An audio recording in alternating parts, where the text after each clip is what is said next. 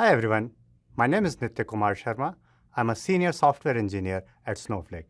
Today, we are going to talk about a new Snowflake feature that allows customers to access GenAI and external LLMs from their Snowflake account in a secure manner. As we go through this demo, we will highlight various aspects of this external connectivity while ensuring secure access using Snowflake's role-based access control.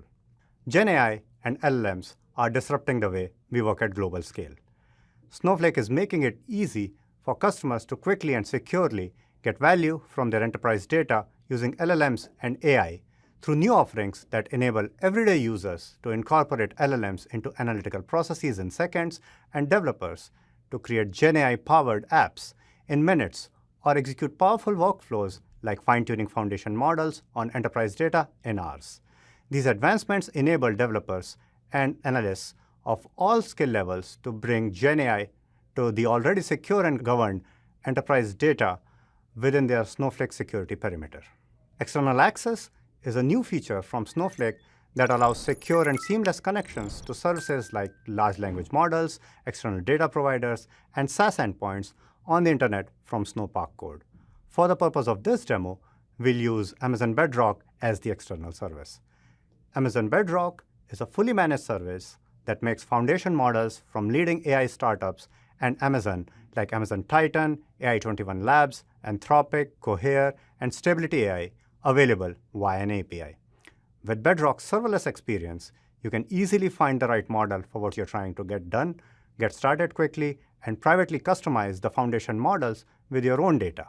You can easily integrate and deploy these foundation models into your applications using the AWS tools and capabilities you're familiar with without having to manage any infrastructure. To access Amazon Bedrock from Snowflake, you can use the short-lived AWS STS credentials to authenticate and access the Amazon Bedrock endpoints. I'll start with a simple demo where we talk to Amazon Bedrock from Snowflake. The purpose of this first demo is to familiarize the viewers with the securable objects involved in setting up external connectivity from Snowflake. I'm going to use the account admin role for the first demo so that I don't have to set up additional permissions. We'll cover permissions in the second demo. Now, I'm going to my Snowflake account, and like I said, I'm going to use the account admin role. Now, I'm going to create a database where most of the securable objects are going to reside. Now, the first securable object that I need to create is a network rule. A network rule specifies what endpoints are allowed to be accessed from the account.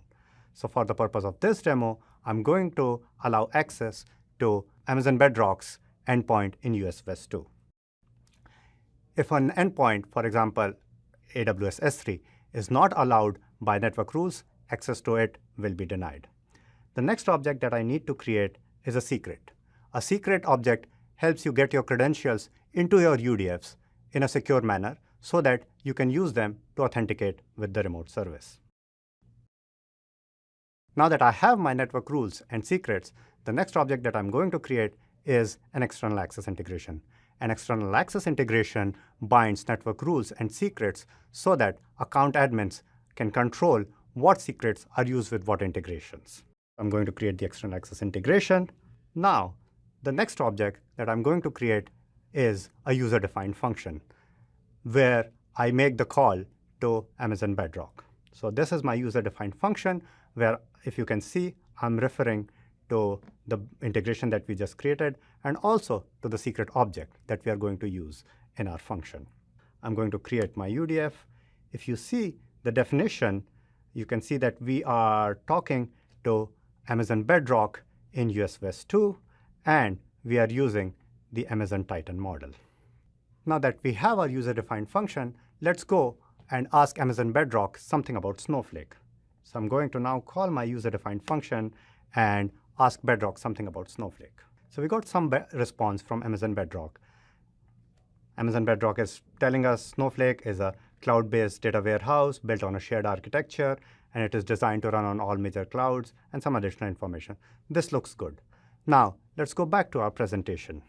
As you saw in the demo, there are 4 securable objects that are needed to connect to external services: network rules, secrets, external access integrations, and user-defined functions.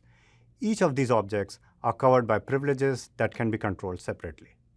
Let's go through the same example again, but with multiple roles this time. I'm going to start again with the account admin role. And I'm now going to again create a database where my securable objects are going to reside. This time, I'm going to create multiple schemas, one for each of the securable objects that we are going to manage. So I'm going to create a network rules schema for managing network rules, a secret schema for managing secrets, and a UDF schema for managing user-defined functions. I'm also going to create multiple roles, separate roles, each of them managing a securable object. I'm going to create a network admin role for managing network rules, a secrets admin role for managing secrets, an integration owner role for managing integrations, and a function owner role for managing functions. Now, for the purpose of this demo, I'm going to assign all these roles to my current user so that I don't have to keep switching the users for this demo. So now I'm going to assign network rules, secret admin, integration owner, and function owner role to my current user. As an account admin, you want to manage what privileges are owned by what roles to allow them to do their assigned duties. For network admin, I'm going to give them usage on the Bedrock DB database and also on the network rules schema. I'm also going to give them create network rule privilege so that they can create and delete network rules in that schema. Similarly, for secrets admin role, I'm going to give them usage on the Bedrock database and usage on the secret schema. And I'm also going to give them create secret privilege so that they can manage secrets, but only in the secrets schema. The next role that I'm going to assign privileges to is the integration owner role. For this role, I'm going to assign usage on the Bedrock DB schema, on the Bedrock DB database, and also on the network rules and secret schemas so that they can refer to these schemas when they are creating external access integration. I also need to give them create integration privilege so that they can create the integration objects. For function owner, I need to give them usage on the database and also on the UDF and secrets schemas because they refer to these objects during function creation.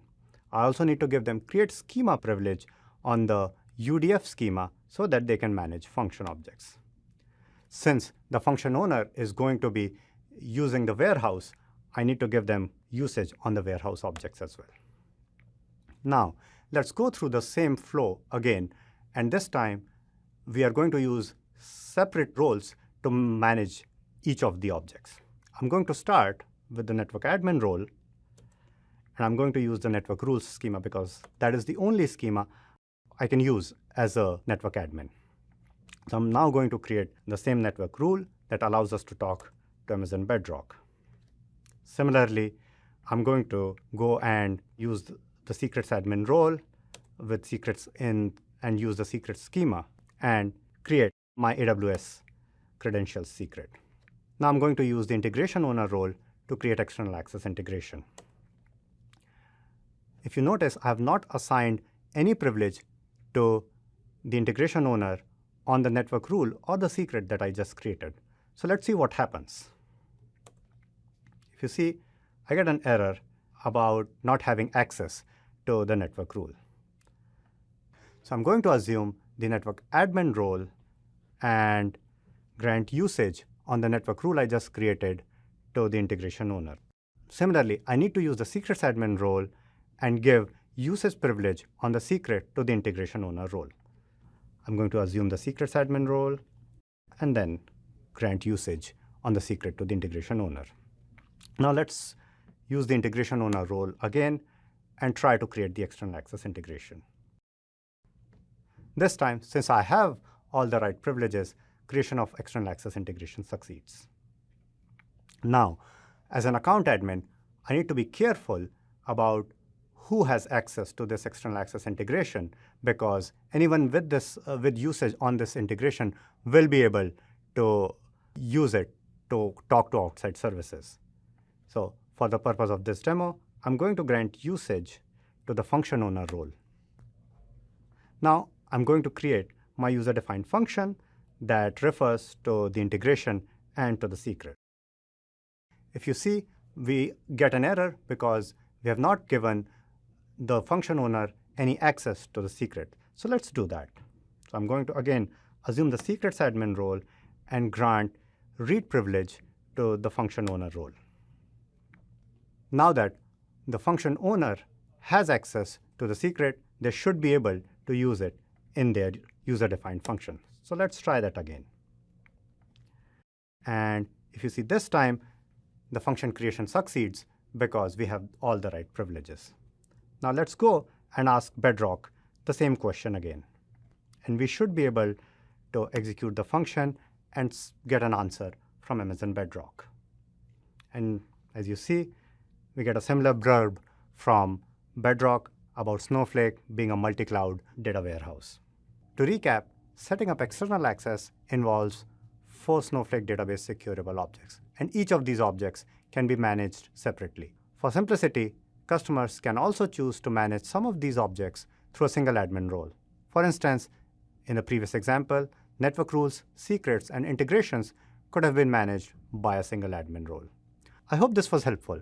For additional resources, including the documentation and a quick start guide to try this out yourself, check out the links in the video description. Thank you for watching.